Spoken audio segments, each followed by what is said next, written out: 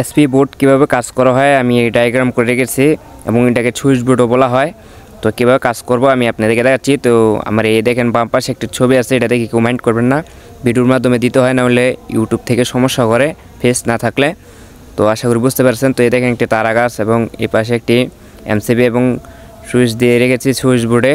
তো এবং উপরে 3টি বাল্ব, একটি ফ্যান, টোটালে 4টি পয়েন্ট।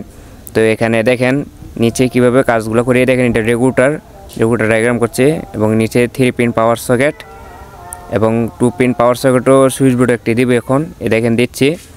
তো এখানে সুইচ হয়েছে 4টি এবং রেগুলেটর একটি, একেবারে লাস্টেরটা রেগুলেটর আর একেবারে ডাইন পাশের লাস্টেরটা হয়েছে পাওয়ার সকেট 2 পিন, আর এর মাঝে হয়েছে 4টি সুইচ উপরের কন্ট্রোল করার জন্য। তো এটা দেখেন এমসিবি, আমি যেটা এখন ডায়াগ্রাম করছি দেখেন এমসিবি মিনিয়েশন সার্কিট ব্রেকার।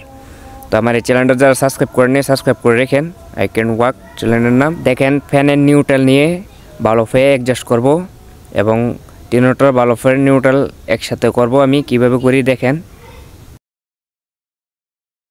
তো কিভাবে করছি আমি দেখাচ্ছি আপনাদেরকে। তো আমি যেভাবে কাজগুলো করছি সেম এভাবে করবেন আর ফেজগুলো আলাদা নেবেন। তো আমি কিভাবে কাজগুলো করছি দেখেন। এখন দেখেন মাঝেরটা নিয়েছি এবং মাঝের থেকে আবার ওই পাশে নিব আমি। তো এগুলোতে ট্যাপ মেরে দিতে হবে, কস্টিপ পিভিসি কস্টিপ। তো এখন দেখেন এই যে 2 পিন পাওয়ার সকেটে নিয়েছি, নিয়ে এখানে রেখেছি। এখন ফেজগুলো নিব, দেখেন ফেজটা নিয়ে আমরা রেগুলেটরে নিয়েছি, রেগুলেটর থেকে ঘুরে আবার এসপি সুইচগুলোতে নিব, সুইচ যেটা অন অফ করার জন্য ঘুরিয়ে নিব উপরের দিক দিয়ে। দেখেন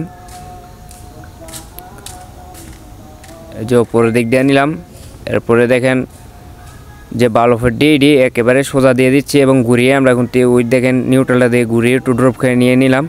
এখন দেখেন এই তিনোটার একইভাবে নিচে অ্যাডজাস্ট করে দিব, নিলাম। এখন দেখবেন এমসিবি থেকে আমরা ঘুরিয়ে একটি নিউট্রাল দিয়ে দিলাম। এখন ফেসটা ঘুরিয়ে আবার একবারে নিচের দিক 4টা শর্ট দিয়ে দিব, একবারে যে শর্ট দিয়ে দিলাম, এই শর্ট দিলাম, কিন্তু আরেকটা শর্ট দিতে হবে আমার 2 পিন পাওয়ার সকেটে। দেখেন দিব আমি, এই যে দিলাম 2 পিন পাওয়ার সকেটে। এখন 3 পিন পাওয়ার সকেটে, যেটা ফ্রিজ এসি চালানোর জন্য। তো ফ্রিজ চালানোর জন্য দিচ্ছি এটা। তো দেখেন কিভাবে কাজগুলো করছি, মনোযোগ দিয়ে দেখেন, কেউ টানবেন না। দেখেন এখন নিউট্রালটা ড্রপ হয়ে ঘুরিয়ে আমরা নিউট্রালটা 3 পিন পাওয়ার সকেটে নিয়ে অ্যাডজাস্ট করব। তো ভিডিওটা কেউ টেনে দেখবেন না, নাহলে কিছু বুঝতে পারবেন না। এখন দিয়ে দিলাম, এখন ফেসটা দিয়ে দিব, কিভাবে দিই দেখেন ড্রপ দিয়ে।